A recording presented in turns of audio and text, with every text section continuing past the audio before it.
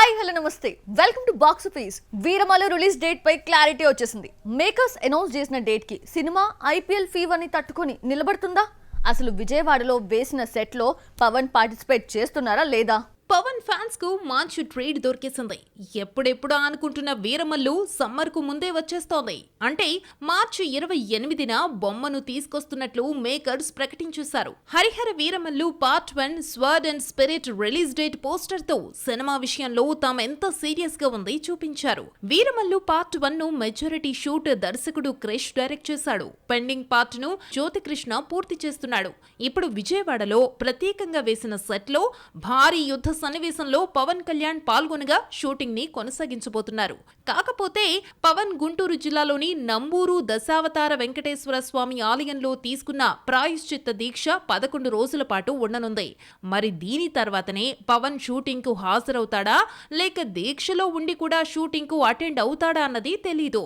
వీరమల్లు మార్చి 28న release చేస్తూ ఉండడంతో అప్పటికే వారం ముందే మొదలయ్యే ఐపీఎల్ ఇంపాక్ట్ సినిమాపై పడుతుంది. అలాగని సినిమాను ఏప్రిల్ కు తీసుకుపోతే మెజారిటీ యూత్ ఆడియన్స్ థియేటర్స్ కు రారు. ఎందుకంటే ఆ టైంకు యూత్ ఐపీఎల్ కు అడిక్ట్ అయిపోతారు. ఫస్ట్ సెకండ్ షోలకు అసలు టికెట్లే తెగవు. ఆ ఇష్యూని గత కొంతకాలంగా ప్రతి సమ్మర్ కు పరిశ్రమ చూస్తోంది. ఇది తెలిసే మార్చి 28న రిలీజ్ చేస్తే కొంతలో కొంత బెటర్మెంట్ కనిపిస్తుందని నిర్మాతలు భావిస్తున్నారు. ఇక పవన్ స్టామినాను ఐపీఎల్ ఏం చెయ్యలేదని అటు దర్శక నిర్మాతలు భావిస్తున్నారు. ఇవన్నీ ఆలోచించే మార్చి 28న సినిమా వస్తుందని పోస్టర్ వదిలారు.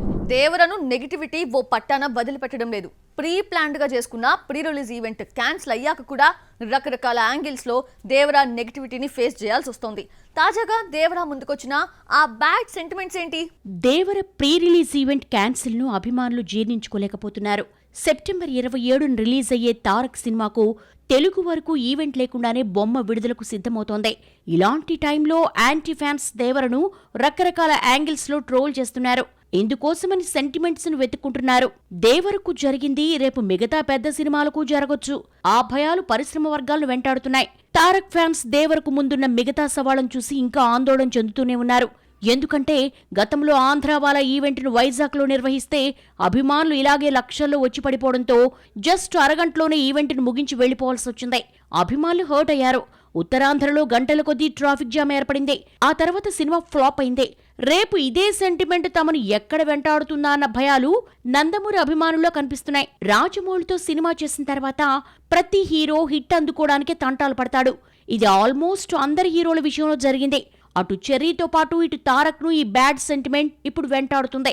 అంతేకాదు శక్తి ఆంధ్రావాల చిత్రాల్లో యంగ్ టైగర్ తండ్రి కొడుకులుగా నటిస్తే ఆ సినిమాలు ఫ్లాప్ అయ్యాయి.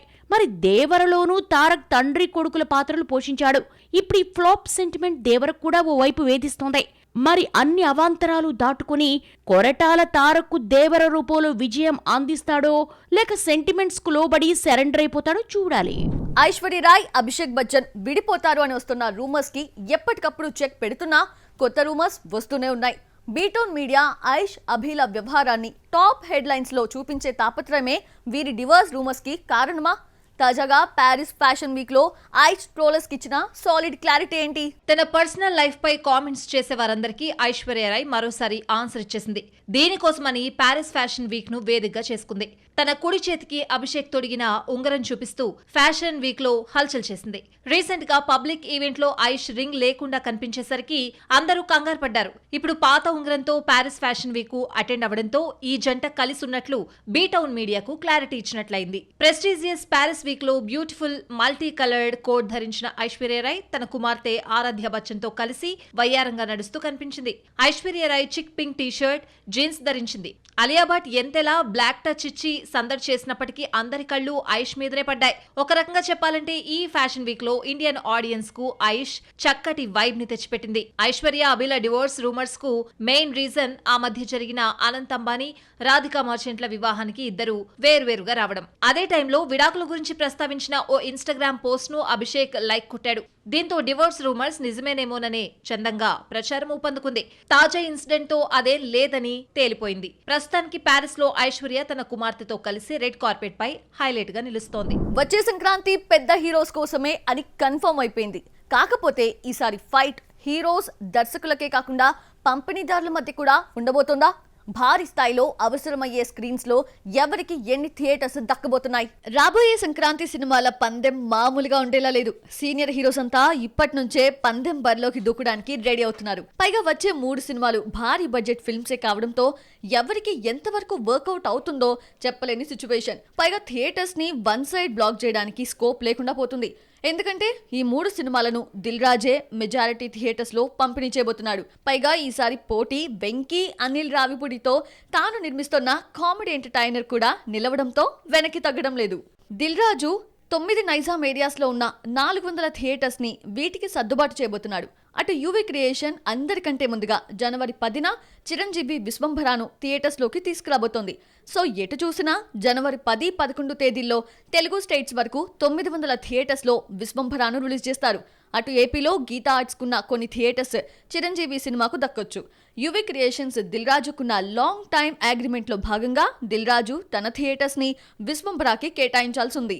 జనవరి 12న బాలయ్య బాబు బాబీల సినిమా రిలీజ్ కాబోతోంది. సంక్రాంతి హీరోగా బాలయ్యకున్న ట్రాక్ ఈసారి కూడా కలిసి రాబోతోంది. సితారా ఎంటర్టైన్మెంట్ నిర్మాతలు కావడంతో దిల్ రాజుతో ఉన్న అగ్రిమెంట్ కారణంగా జనవరి 12, 13వ తేదీల్లో విశ్వంభరాకి ఇచ్చిన కొన్ని థియేటర్స్ ని వెనక్కి తీసుకొని ఇక్కడ సర్దుబాటు చేయాల్సి ఉంటుంది. జనవరి 14 వరకు దిల్ రాజు సొంత సినిమా రాదు. కాబట్టి పాజిటివ్ టాక్ వస్తే ఓపెనింగ్ 2 days లోనూ బాలయ్య బాబు తన పైసా వసూల్ని మరోసారి చూపించడానికి ఆస్కారం ఉంటుంది. ఇక్కడ వెంకటేష్, అనిల్ రావిపూడిల సినిమా జనవరి 14న రిలీజ్ చేస్తున్నారు. ఆ టైంకి సురేష్ బాబు, సునీల్ నారంగ్ల, ఏషియన్ ఫిల్మ్స్ మేజర్ థియేటర్స్ ని వీరికి కొంతవరకు కేటాయించవచ్చు. ఆ రకంగా కూడా దిల్ రాజుకి కలిసొచ్చే అంశాలు కనిపిస్తున్నాయి. కాకపోతే ఇక్కడ ఏ పెద్ద సినిమా పండక్కి సోలో రిలీజ్ కాకపోవడంతో రికవరీ అనుకున్నంత ఈజీ కాకపోవచ్చు. 2 states లో ఎంతలా కొట్టుకున్నా సినిమాకి యావరేజ్ గా 350 నుంచి 400 స్క్రీన్స్ మించి 4వ రోజు నుంచి లభించకపోవచ్చు. ఫైనల్ రన్ లో ఏ సినిమా తమ బడ్జెట్ ని లోకల్ వైజ్ గా రికవరీ చేస్తుందో చూడాలి. నేషనల్ క్రష్ బీటౌన్ గర్ల్ గా సెటిల్ కావాలి అని డిసైడ్ అయిపోయిందా? క్లాసీగా మాట్లాడుతూ క్లాసీ లుక్ లో కలరింగ్ ఇస్తే అక్కడ లైఫ్ లేదు అని అర్థమైపోయింది. మిలన్ ఫ్యాషన్ వీక్ రష్మికకు ఫ్యూచర్ పై ఓ క్లారిటీ ఇచ్చేసినట్లేనా? రష్మికను చూడగానే ప్రేక్షకుడికి ఓ క్లాసిక్ గర్ల్ ఫీలింగ్ కలుగుతుంది. ఆ మాటకొస్తే ఫ్యామిలీ హీరోయిన్ గానే మనం రష్మికను ఇప్పటి వరకు ట్రీట్ చేస్తూ వచ్చాం. 2-3 సినిమాల్లో లిప్ లాక్లు చేసినప్పటికీ తన హాట్ బ్యూటీ అంటే యాక్సెప్ట్ చేయలేకపోతున్నాం.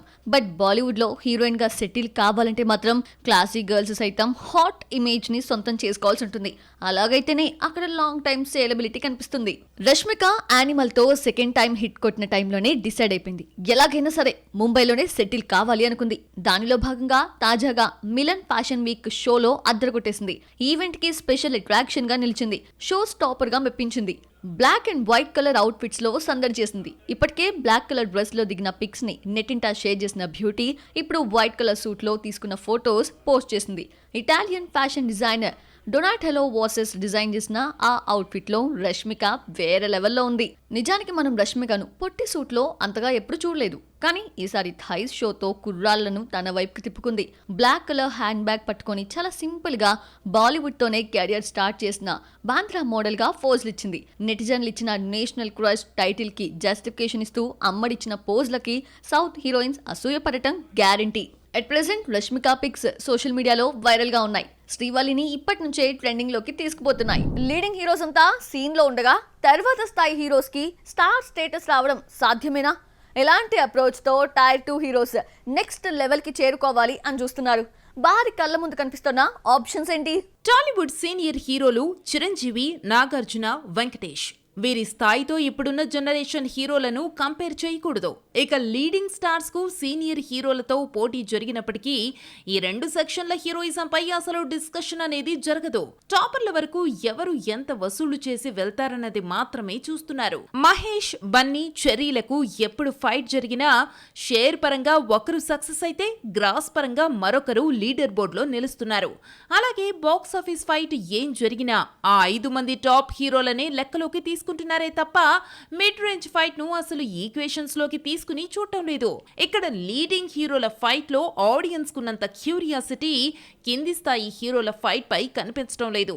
దీంతో టాపర్లుగానే కొనసాగుతున్నారు. టైర్ 2 హీరోలు ఉన్న చోటే ఫైట్ చేసుకుంటూ కూర్చుంటున్నారు. ఒకవేళ ఈ మిడ్ రేంజ్ హీరోలు లాంగ్ రన్ లో కలెక్షన్లు కురిపించే సినిమాలతో కంటిన్యూటీ ఇచ్చినట్లయితే స్టార్ స్టేటస్ కు కొంతవరకు చేరుకోవచ్చు. దీనికి షార్ట్ కట్ మెథడ్ గా సోషల్ మీడియాలో ట్రెండింగ్ కావడాన్ని పనిగా పెట్టుకున్నారు. నాని ప్రస్తుతం చేస్తోంది అదే. టైర్ 2 హీరోలు టాప్ హీరోలను టచ్ చేయకూడదనే లెక్క ట్రేడ్ వర్గాల్లో ఉన్నట్టుగా చెబుతుంటారు. అలాంటి టైంలో నెక్స్ట్ లెవెల్ కోసం జరుగుతున్న కరెక్ట్ ఫైట్ ను మనం ఎలా చూడగలుగుతాం? కనీసం క్లాష్ అవుతాయి అనుకున్న సినిమాలు కూడా సేఫ్ జోన్ లో రిలీజ్ డేట్లు మార్చుకుంటూ ఉండడంతో టాపర్లు టైర్ 2 హీరోల ఢీని చూసే అవకాశాన్ని మిస్ చేసుకుంటున్నాం. ఒకవేళ ఇద్దరికి ఫైట్ పడినప్పటికీ టాప్ హీరో మార్కెట్ తో ఓ కుర్ర హీరో మార్కెట్ ను అనాలిసిస్ చేసి చెప్పే ప్రయత్నంలో బ్యాలెన్స్ కరెక్ట్ గా జరగటం లేదు. సో చూసారు కదా, ఇది వాటి box office. Next box office లో మళ్ళీ కలుద్దాం. Till then by.